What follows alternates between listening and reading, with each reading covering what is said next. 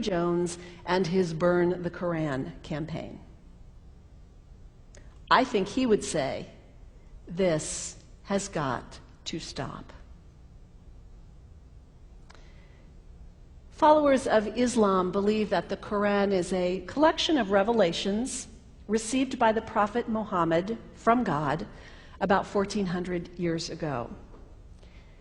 They believe that Muhammad was the last of a series of prophets and teachers and messengers that included Adam, Moses, Jesus, Abraham, all names revered by us as well. The word Islam means peaceful surrender to the will of God. The Quran was written at a time when the Muslim people were being driven from their homes, persecuted, and killed. The Old Testament was written at a time when Jewish people were being driven from their homes, persecuted, and killed. And religious scholars will tell you that most Holy Scriptures have stories of war and violence in them. Throughout history, most faiths have used these texts to justify violence.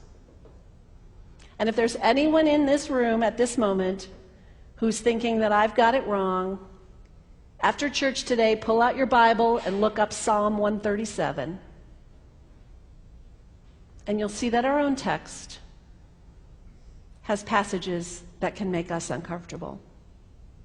But also, like the Bible, the predominant message of the Quran is of peace and care and loving God, justice, care for the neighbor, care for the stranger.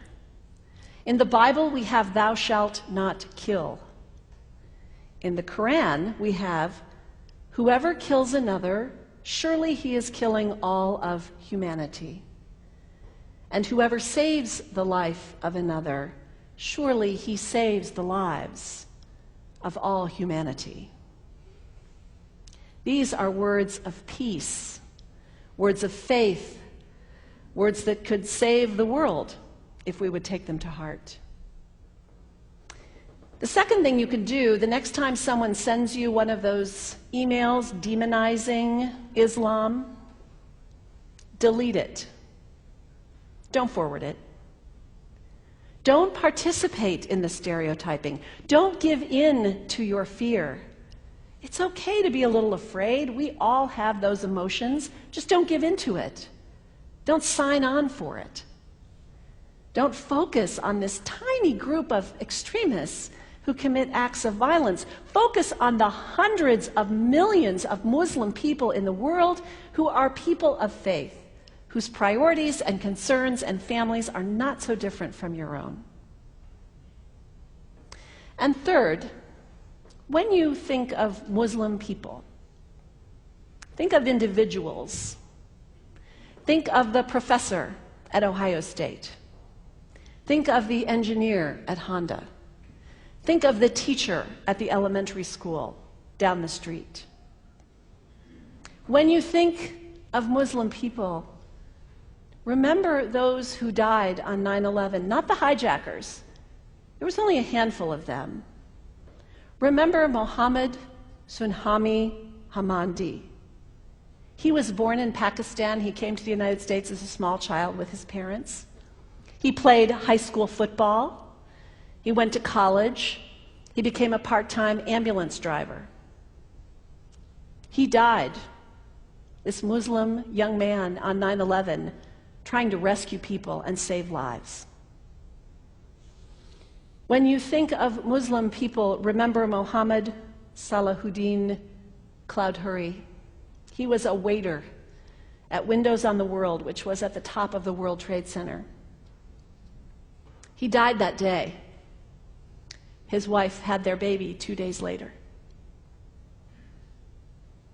When you think of Muslim people, remember Rama Salih. She was a woman, 28 years old. Her neighbors described her as fun and outgoing and generous. And she died on American Airlines Flight 11, 7 months pregnant with her first child. Remember the founder of the Islamic Circle of North America, who worked in the World Trade Center and also died on September 11th. That same group now is giving away tens of thousands of copies of the Quran in response to the campaign about burning the Quran. In the language of their own tradition, they are spreading words of faith and peace and hope. One of the ladies at the 8:30 service this morning said to me after, maybe we should declare September 11th, buy a Quran and read some of it. It is for us to share our message of love and hope and peace, but let us do it with grace and respect and above all, humility. God grant us, as individuals, as a nation, as Christians, the humility for this work.